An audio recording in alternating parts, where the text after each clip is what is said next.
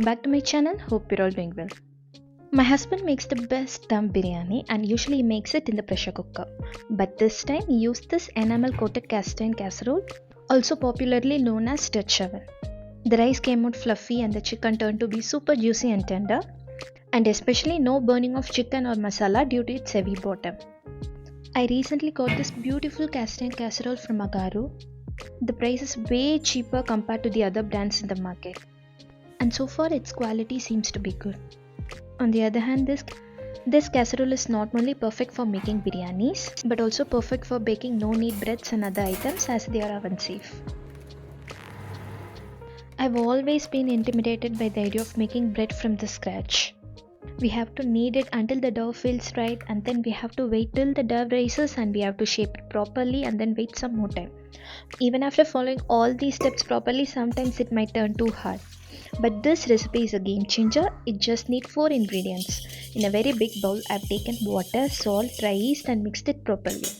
And to this, I'm adding 60% of wheat flour and 40% of all-purpose flour. The recipe called for 100% all-purpose flour, but I replaced it with 60% of wheat flour. Next, I'm combining everything together.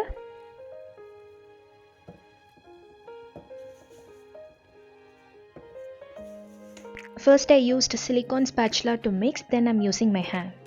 I'm adding some more tablespoons of water to make it super sticky and loose like this.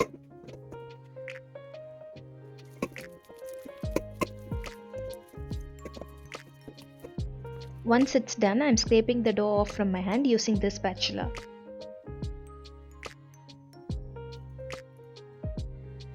Now I'm letting this rise for 6 hours, and after that the dough must be double the size like this.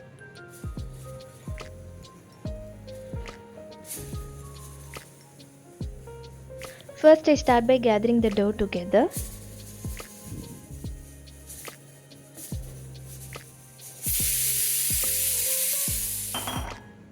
Then with my wet hands I'm stretching and folding the dough from all the 4 sides.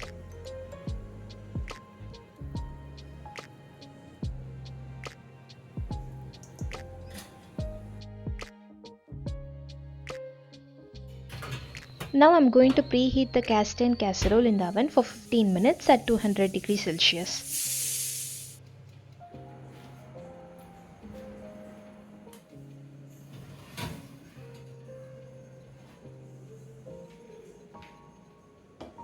Next, I'm sprinkling some flour inside,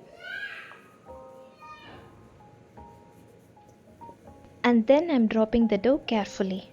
Then I'm making some cuts on the top of the dough with scissors, and I believe this is done to control the expansion in the oven and preventing it from cracking. Then I'm covering it with the lid and baking it for 210 degrees Celsius for 20 minutes.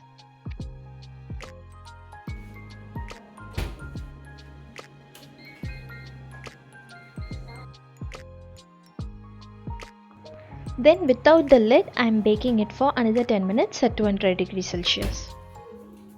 And doing this gives a nice golden brown color to the crust.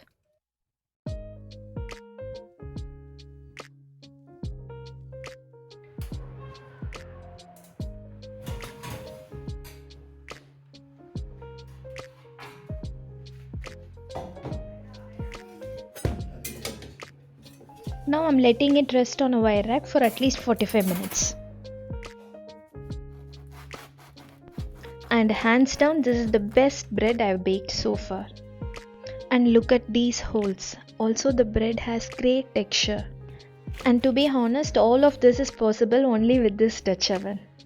The thick cast iron wall helps to maintain a stable temperature throughout the baking process, plus it retains the heat well and thus helps to evenly bake the bread from all the sides. And finally, as a result, a delicious loaf of bread is ready. Moist on the inside and crispy on the outside.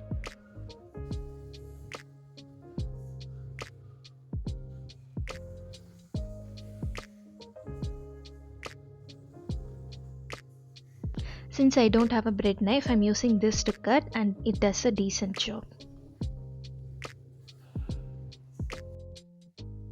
Just look how soft and fluffy these slices are. I can imagine myself baking lots of these fancy and effortless no-knead bread in the future.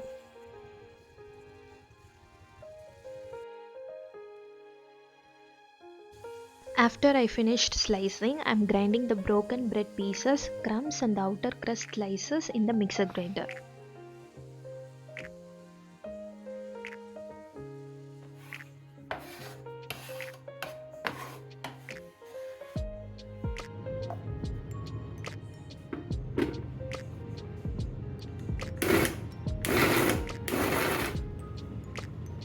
And yes, this breadcrumbs can be used as outer coating when making cutlets and falafels.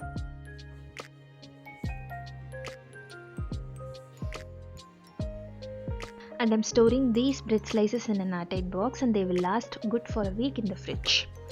And honestly, this will get over before that.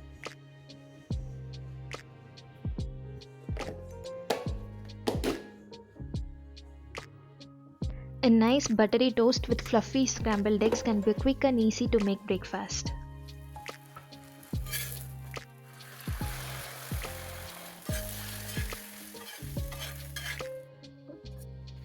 How many of you remember this movie Ratatouille? Honestly, if it weren't for this movie, I don't think so I'll be this obsessed with this dish. To make this French stew, I start by blanching 6 tomatoes in boiling water by making eggs cut on one side. This makes the peeling of the skin easier. Then I'm chopping 2 onions, 1 garlic bulb and 2 red capsicums into small pieces. With these 4, a thick sauce has to be prepared. And above the sauce, a layer of colorful vegetable comes. And for that I'm chopping green and yellow color zucchini as thinly as possible.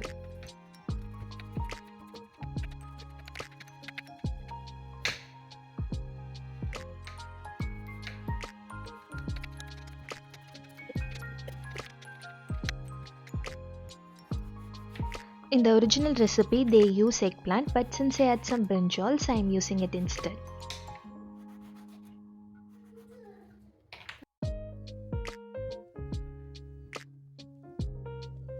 Then I'm arranging alternating slices of zucchinis and brinjals.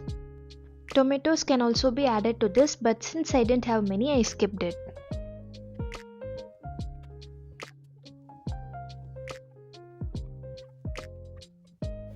Now the blanched tomatoes are ready to be pureed.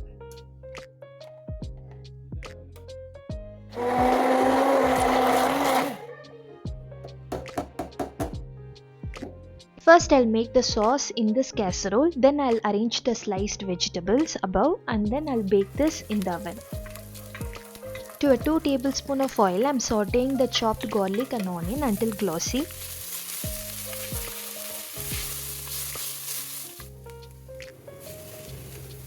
And then I'm adding the red bell pepper along with salt to taste. Then I'm closing and cooking till it becomes tender. Then I'm pouring the tomato puree to it.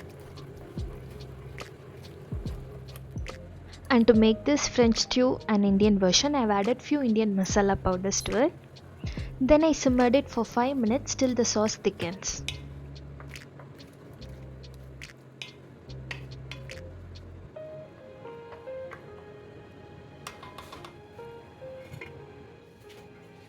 Now it's time to arrange the sliced veggies above the sauce. I arranged them in 2 concentric circles. I added chopped coriander and 2 tablespoons of oil and drizzled it over the sliced veggies.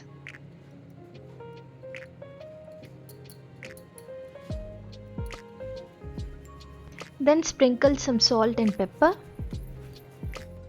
And then I finally baked them in a preheated oven for 30 minutes at 200 degrees Celsius with the lid.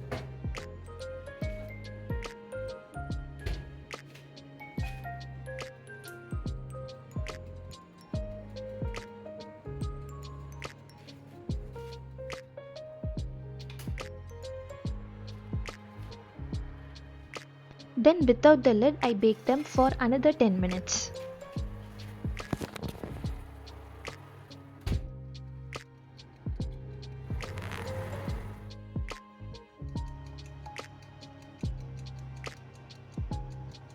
The bubbling of sauce can be seen clearly.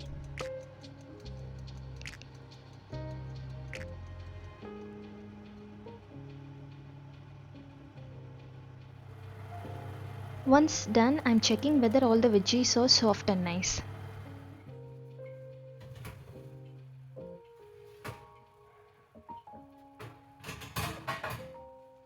If you're a vegetarian and looking for some different cuisine to try, do give this a try.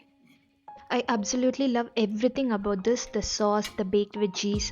This can be served with just plain rice or plain butter pasta. I had it with rice and few cubes of fish fry.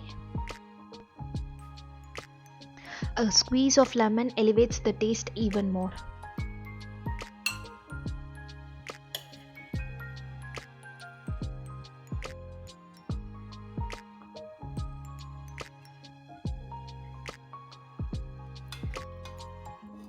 I'll be storing the rest in the fridge. It stays fresh inside for 2 to 3 days. And ratatouille makes the best leftover dish. I'm washing this casserole by hand and it is not compatible with dishwasher. I'm just using a soft sponge to scrape off the sticky foods and the stains. As you can see, with little effort everything came off easily. The other advantages of this enamel coating is it's non-stick, no rust formation, and pre-seasoning is not required before every use.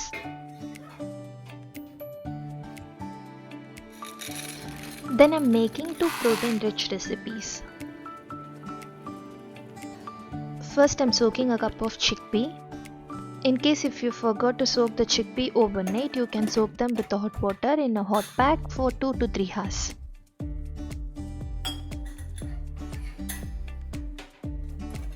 And now for the recipe, I have taken 1 cup of pressure cooked chickpeas. With this I'm going to make protein rich beet hummus. First I start by making tahini by grinding the above ingredients. Tahini makes the hummus creamy. Then to make the hummus, I'm adding all the above ingredients.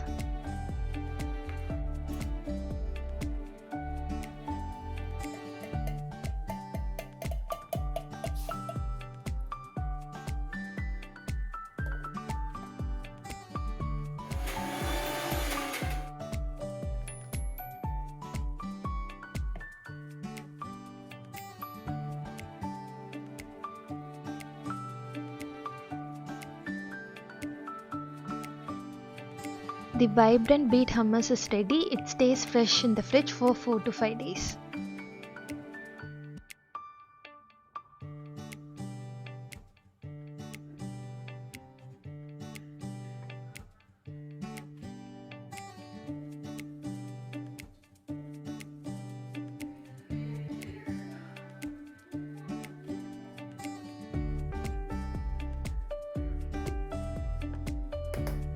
Next I'm going to make sprouts cutlet.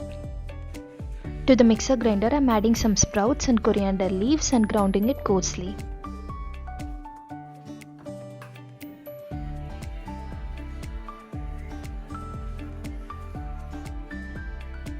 And to this I'm adding some salt to taste, chickpea flour for binding and little bit of chopped green onions.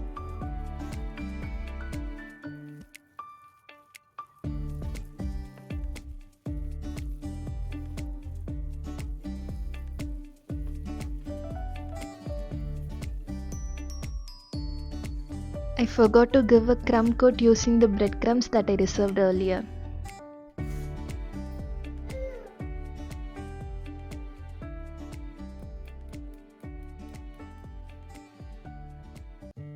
Then with little bit of oil I fried both sides until golden brown.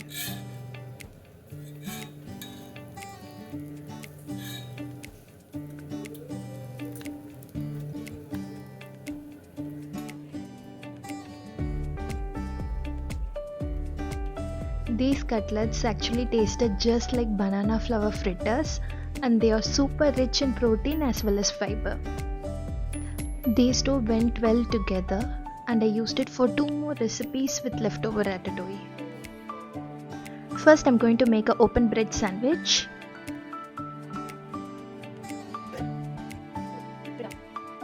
I toasted the bread slice with some butter.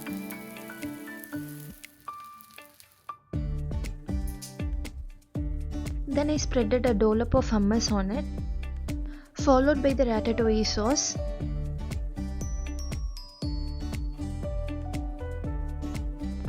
Then the baked veggies and some more sauce on the top. This makes a best breakfast as well as an evening snack and tasted awesome. And next I'm going to make a chapati wrap with the leftover ratatouille.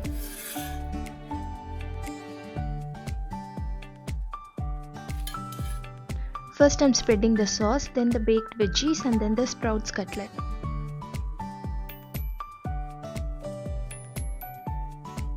Then I tightly wrapped them and now it's ready.